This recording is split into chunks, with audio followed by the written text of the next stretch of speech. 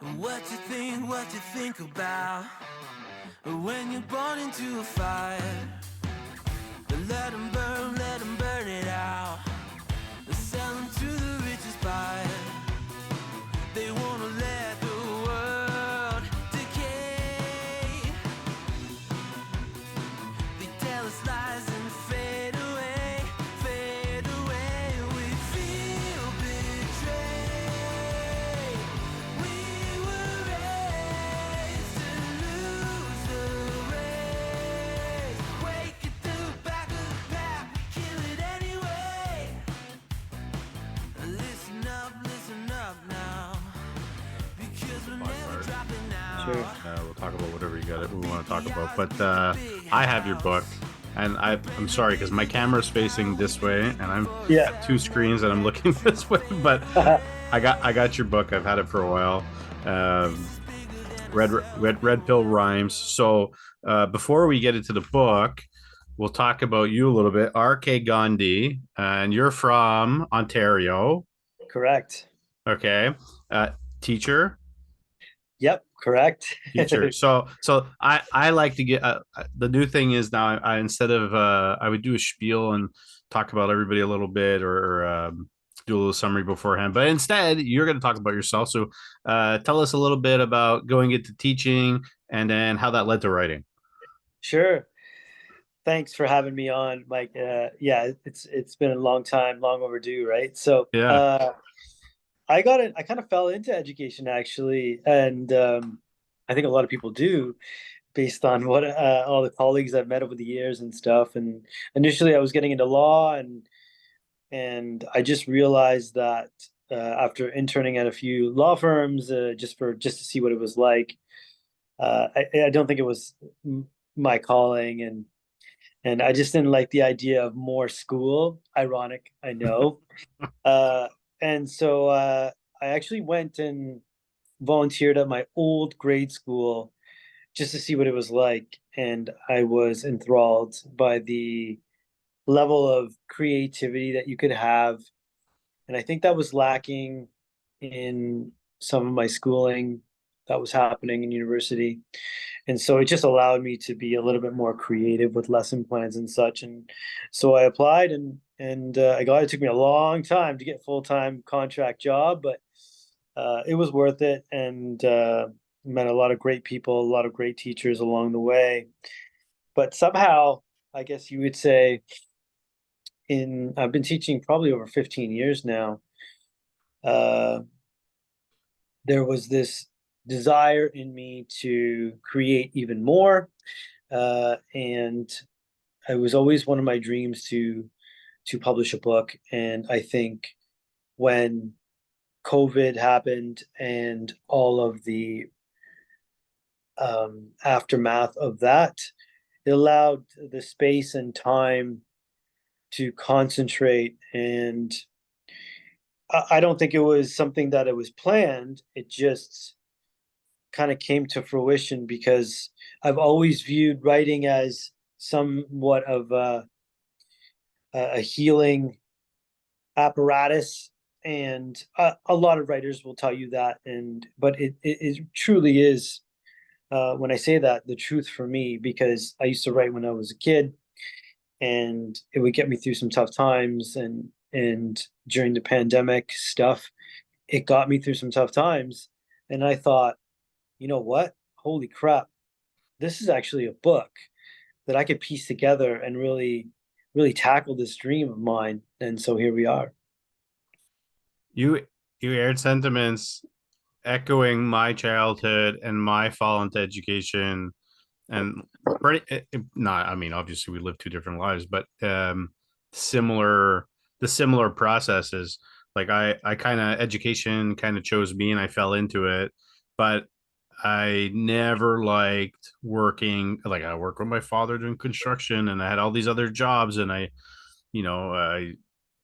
I needed that creativity, and I think education really allows you to do that because never one day is never the same as the next day, and you're Yeah. able to do, depending on what you're teaching, you're doing all kinds of stuff. So I could relate to that. And then the same thing with the writing piece, because I wrote a lot as a child, and then I stopped, and then I started writing poetry as a teenager, and for self-healing purposes and dealing with anxiety and life stuff that, because men are not supposed to share their feelings type of thing. So that was, for me, it was like my outlet, and I never really shared it with anybody. And then call me speaking of concussions, the my second kind of led me into doing that because I couldn't read or write. So in a nutshell, I'm not repeating it because everybody's heard it a million times.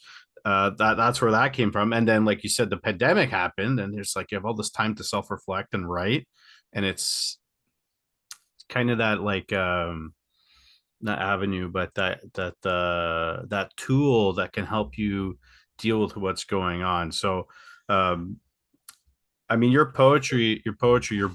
First of all, the book's the cover's beautiful. It's laid out very well. Um, Thanks. and as before we had talked, I read the beginning, couple of stanzas from, and then your sections. And it's very particular. It's a particular style. It's very different from mine. So if we were to compare, I actually have my other one, my first one here, completely I got different. it. Yeah, there you go. So, Yeah. and I just released my second one, I think 2 days ago. Um, I tried to play with the style a little bit, but more rhyming, more stuff like that. Actually, I, I always stayed away from that, but then after I read yours, I'm like, let me try to experiment a little bit. And I think once you read it, you'll see like what I'm talking about in the future. But anyways, we'll get to yours. And so, dedicated to the dedicated, and tell us a little bit what readers should expect while going through your book of poetry. Well, yeah, thanks for kind of sharing that. And uh I guess it all started with your influences, and I have read a number of poetry books, but I wouldn't say I'm an avid reader of poetry. I wasn't even really an avid reader till about 4 or 5 years ago, to be honest. And so a lot of my influences were, was hip hop and short stories. I really enjoyed those, but so rhyming just I just found it intriguing. But as you probably know, it's very easy to be a bad poetry when you're a bad poet when you do terrible rhymes, and it's so god awful when you see bad rhymes and forced rhythm, and so that was a lot to kind of tinker with, because the first part of the book was written so far in advance of the actual book release that by the time I was done the book, I had reread the first few chapters and I wanted to vomit because it sounded like I was in grade seven. Like, oh no, this is terrible. Like the rhymes were just, anyway, you could edit forever, but I just thought, that was the first few sections were, poems written about 5 years ago. So actually pre-pandemic. And that's when I started putting things on Instagram. But you naturally become a better writer when you read other people's work, and you're on Instagram and you're reading everybody else's work. It kind of forces you to up your game, and reading your book for examples. But there's so many great poets that it really forces you to up your game, and so I wanted to make sure that nobody felt that cringe when they were reading, and they felt, I didn't want anybody feeling, oh my God, this rhymes like Dr. Seuss style rhymes or something. But uh, yeah, so I didn't initially know what the order or the sections were going to be until I kind of had a number in mind of poems I wanted to be there, maybe like 150, and then I realized they were themed, and I put them in the proper themes, and I had about a certain amount of sections done in there, and I just realized, okay, this is the journey that I went on. I need to put it in this order. And I think a lot of people during this troubling time in the last few years have really come to their senses about what's really happening in the world. And so I just felt, okay, this is it. There's some sort of awakening going on, but it's not just, it is a personal awakening, but it is a global spiritual awakening as well. I wanted to make the book layered so that it was kind of give tipping hat to other writers. So you'll see things like that. If you're a writer, a poetry writer specifically, a poet, you'll see little nods to that, the writing process.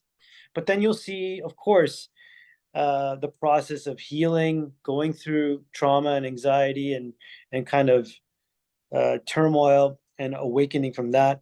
But then there's also a hint of politics in there, and so there is very multi-layered. So you can definitely expect a certain path in the writing, and uh, but it is layered enough so that I wanted multiple types of people or audiences, readers to kind of get enjoyment out of it.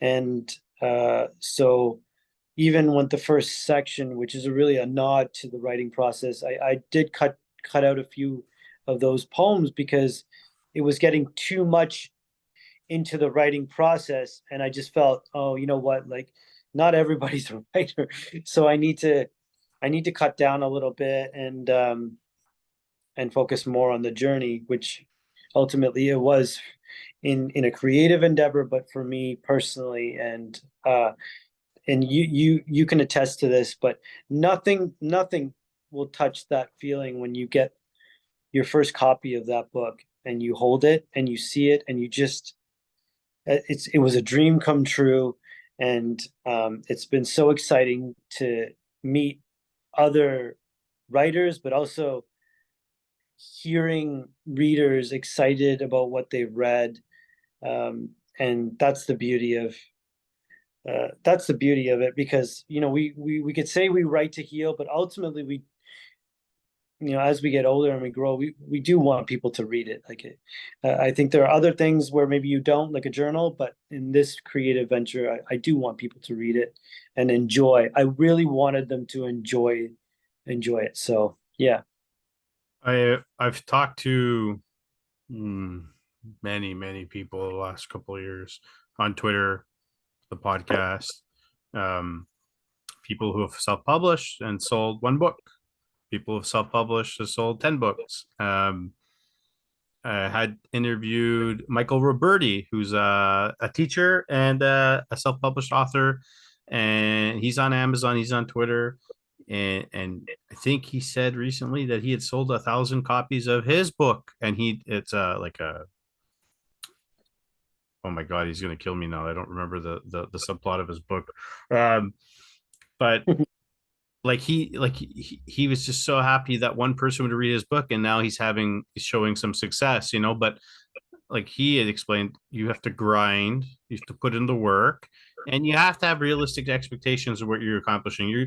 You originally wrote your book for yourself, and I think that's the most important thing, is you do it for yourself, and you do it for the creative journey, and you go through the processes. And if you're looking to do it, if anyone's looking to do it to make money and become a superstar, uh you know uh, author, poet, that's going to make all kinds of money, and there's a lot of them out there. Like if you go to the bookstore, and I do that, I'll go to the bookstore, I'll take books off the shelf and I'll read them and I'll flip through them, and I'm like, I like this, I'll buy it. I go through it and I don't like this and I don't like this. And you can probably attest to the same thing. There's so much, uh because I know you're on Instagram and you got like 10,000 followers on there, but there's so many Instagram poets in, let's say, Chapters Indigo, but feminists that lean towards the feminist style, and it's like it got put together without editing, and they just threw it together, and then all of a sudden they sold millions of copies. So there's that kind of stuff, and you don't want that. Like, and your work is nothing like that. In fact, I've gone through your book several times. I went through it when I wasn't feeling well. I went through it when I was feeling better. I've been going through it in the last couple of days, and it makes me want to pick up the second book, which doesn't exist yet. So, Oh man, thanks, Mike. Oh man, that means a lot to me, brother. Uh, yeah, I can really appreciate that because the Insta poetry, Rupi Kaur stuff, it blew up, and you can't hate. It is what it is, and the problem is, I think we could see it on social media. It's just the copycat poetry, and so you end up seeing the same thing over and over again.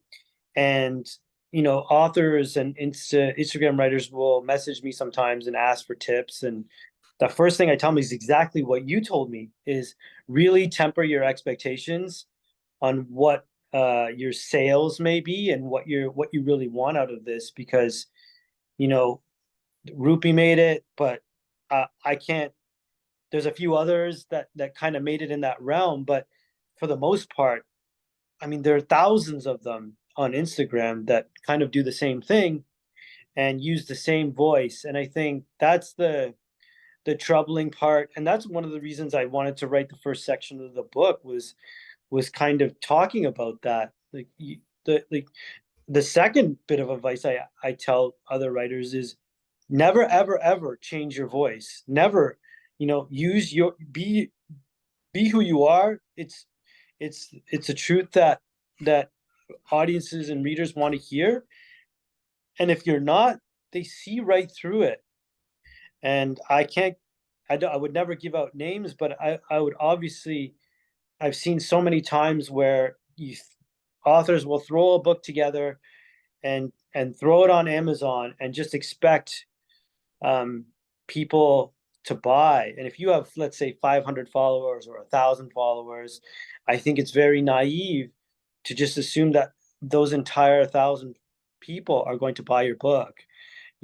After talking to many authors, uh, I put my expectations down to about between 1 to 3% of people buying. And, for 10,000 followers that I have, that's not a lot. Um, and that's basically in line with what I got at the time of release. I got about 1 to 3%, and so I'm just over about 500 books. I don't generally keep count. I know that it's over 500, but I don't really look on that. I think the first while I did, the first few weeks, I definitely wanted to see how it was doing, but after that, it really wasn't. The book was never about that to begin with. I really just wanted to get my name out and let this be a springboard for further projects, other projects. So I think that's the best part, is that I'm moving on to probably a sequel, but the idea that so many people have not, don't know, that's the one silver lining when you don't sell a bazillion books, is that mo- not everybody's ever obviously seen it or know that it exists. And so every day more people are seeing it and more people buy it, and that's great. So but you nailed it with the Instagram poetry. It's really hard because we know the algorithms play to short poems, and I never really wanted to write about like that. I'm a storyteller, and so my poems are, you know longer. The length is way longer than what Instagram you're used to on Instagram, and so the algorithms aren't necessarily nice to me. But I always say, you know, stick with the poem, stay with it, and I try to go go into a poem like, I'm going to reward you by the end. Just get to the end of the poem. I promise you, I'll reward you. And that brings me to my next influence, which is movies and film.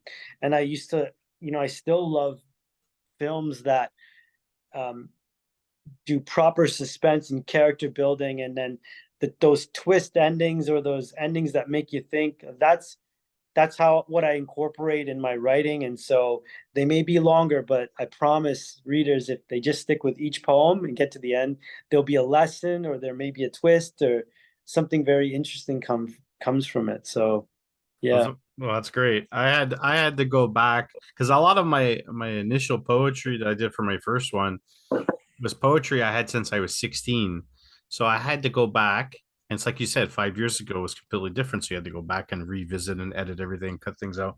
And I must have had 20 drafts of every single poem, and I used to write long length poems. And then when I was going through for Turn Off the Lights, I when you're through the editing process, not on purpose, and I was aware of the Instagram poem at Insta poets at the time. I didn't intentionally shrink everything down, but a lot of them shrunk down. And then the new one I just did, I have a lot of longer poems that are like 2-3 pages. So Mm. I kind of experimenting with that, and I hope I could say the same sentiment that you did. Like, I'll reward everybody at the end to get to the end of the poem, but you did a fantastic job. I have to say, it's not too often that I speak to people or meet the people that have self-published and put together from start to finish, front, back, outside, inside, a top-notch book or poetry book. And that's like I said, like the second one needs to come because it's fantastic. Who designed the cover? Actually, I came up with the concept myself. It just so happened that the Matrix, I was well, just gonna I was The just gonna Matrix is a say it. big influence, but the sequels were coming out, like the latest one was coming out at that time, and I was like, oh my God, I got to put the red pill on it. So I wanted to use that sort of idea. The font, like I know I wanted Red Pill Rhymes really big font. I know I wanted a poetical awakening the way. So the layout was my concept. I found an artist from Fiverr, and he was so great because I was pretty set on what I wanted.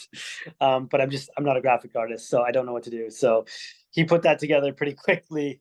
I'll argue that it's a pretty easy buck for him because I just told him exactly what I wanted. But and I love that the spine has the red pill on it because I wanted people to see that on the spine when they have it in their bookcase. But I did really think about what color the cover should be, but ultimately I just don't see covers like this. And in yours as well too.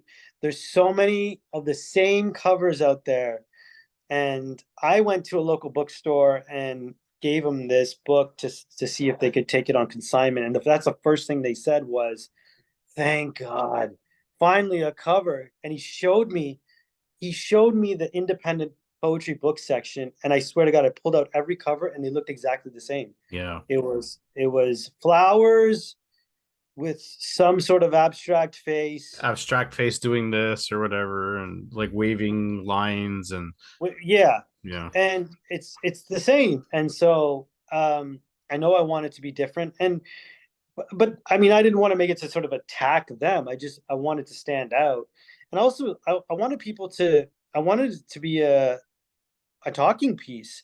So if it's on your coffee table, I want people to pick it up, or someone who's visiting, let's say, like, whoa, what's that? And or if you're reading on the subway or in a coffee shop, I wanted people to instantly see it, and you can, because the font's so big, and the white really stands out. And the back, yeah, part of the message of the book is to wake other people up, whether it's politically or spiritually. uh, so I have this torch, which really ultimately means I'm trying to pass the torch, and that's what I wanted from this book. I wanted to someone to feel like they just purchased this book, and they just received this torch, and that's that feeling. I really wanted them to feel that sort of impact. So thanks for noticing. I did feel that impact, and I think we talked, and the last couple of years, everything going on, and especially my time home at home this year, I spent a lot of time putting a lot of the pieces of the puzzle together, and a lot of self-reflection, and a lot of discussions with people, because not everybody's open to discussion. So you have to find people who are awakening slowly or already there and connect, whether it's spiritually, whether it's fundamentally, whatever it's politically. I think a lot of people are coming together like magnets from all directions slowly, and it doesn't matter your skin color, it doesn't matter your language, it doesn't matter. It's there. And unfortunately, there's a lot of other people who are so, and I'll use the Matrix as the example because I think that's the best way we can put everything together, is that they're so stuck in the system that they can't get away from their own ideas. They're so uh, adamant on believing or saying, you should vote for this person or you should do this or you should, regardless of the circumstances. And it's like, but really, I think you should question some stuff going on in life. And maybe poetry will let you question and wake you up a little bit. Like this does 100%. Like if anybody who likes poetry and they pick it up, they're going to read it. You don't have to, you can't read this in one sitting. You got to sit down, you got to go through every page, you got to go through every line. You really got to like be a sponge and take it in and then go back and revisit it. So I like it. It does do that. It did do that for me.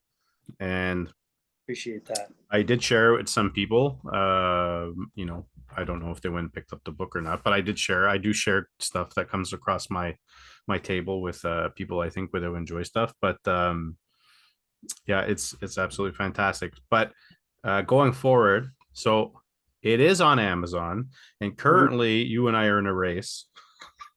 And that doesn't mean anything because Amazon is Amazon, and things change on a daily basis, and they go up and they go down and whatever. I'm sitting, mine is sitting at number 36 and you're sitting at number 39, but by tomorrow mine will be 174 and you will be number one, and that's how it goes with rankings, right? So because Amazon goes by what you call it, current sales or like weird ranking systems anyways. So Is this your new one or the it's turn no, off this light? this this is my new one. Yeah, okay. Yeah, my turn off my lights has fallen to grace.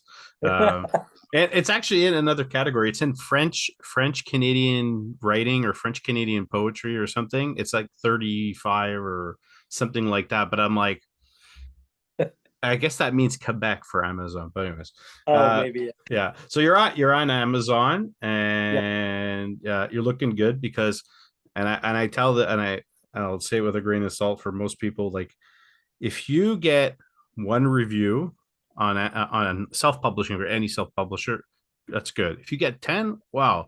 If you start pushing up there, like you already have 55, and if, like you said, it's the percentage of people who are following you, and then of those, if a small percentage actually buy, then how many people actually rate? So if you sold 500 books, let's say for example, how many of them actually went out of their way to rate it? Most people don't rate what they buy, so Mhm. it's very good, and you're looking at 5 stars, and it's very affordable, it's very accessible. So it's on Amazon. Red Pill Rhymes, A Political Awakening. Uh, you are on Instagram, like I was mentioning, and RK Gandhi on Instagram, and everybody should go check it out because would have loved to have done a poetry Instagram. I tried to, and then I had so many projects going on, and I went, had no idea what I was doing. But you have a very tailored, very uniform Instagram. It's beautiful, lots of art, lots of keywords, lots of poetry. If they're not following you, I think they should go follow you right now. And then you're also on Facebook, which I had open, but now it's just completely disappeared. Um, and you also have your website, which, well, by the way, is a very nice, elegant website. Redpillrhymes.com, and you can learn about your bio, contact you, your books there, and it's your first book, so I'm sure there's more content to come. So reach out, people. Don't be afraid. People like talking. Mr. Gandhi likes talking, and so I was gonna go forward saying, did I miss anything? Are there any other places on socials that you are at? Well, I'm just getting probably we were kind of reversed, eh? I'm just kind of getting into Twitter, Yeah. the Twitter space, but wow, that is a different animal altogether. Like it's a different beast. And thanks for plugging my socials. I really, if people are listening, I really spent a lot of time making an Instagram that doesn't look like anybody else's. And as soon as you go there, like I really want it to be aesthetically pleasing for the reader. Uh, I would say about 30 to 40% of the artwork you see, it was done by my sister. She did all the artwork from the inside of the book. The rest art is I just I borrow with, of course, with permission, and try to tag artists that I use that might fit the poem. But it's laid out so beautifully. The only problem with this, Mike, is I have to post 3 things at a time for the rest of my life. I don't know how I'm gonna change it, because as soon as I change it, the whole thing's gonna mess up. So I am stuck with this forever. And if you're not following me and you go, you'll see it. But thank you for having me here, man. This is just a dream. And you're right with the book. I really wanted to make an impact. I didn't want to get into a Twitter rant with people with this book.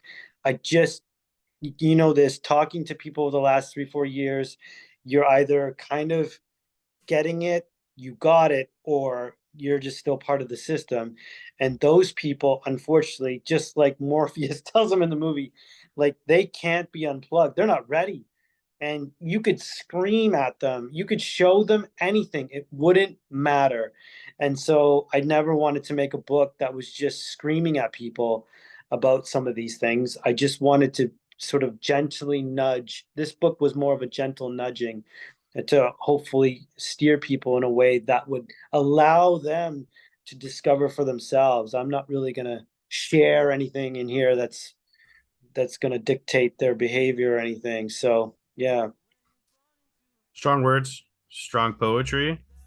Check it out. Red Pill Rhymes, A Political Awakening by R.K. Gandhi on Amazon, at his website, on Instagram. And I've got to say, before we wrap up, I'll tell you that one of the most beautiful pictures you have on your Instagram is I mean, I don't want to see fires. There's tons of fires going on right now, but the forest with the red fire flame next to Gaia's Banshee with the poem. I For whatever, it's really, I don't know, the contrast really stands out to me, so I really like that one. Yeah, I don't. Again, I try to tag whoever did it, just to rep other artists, or if it's just something free, I take it. But man, does that poem and visual really hit home these days? I tell you. Yeah, it certainly does. So thanks for coming on the pod, man, and we'll keep in touch. Thanks, Mike. Yeah, for sure, buddy. Thank you. Thank you, everyone, for being a part of the Mr. Mike Show. If you enjoyed this episode, please consider subscribing to your platform of choice. For more updates and exclusive content, visit our website at www.mrmikemtl.com. Stay relaxed, stay inspired, and we'll see you next time.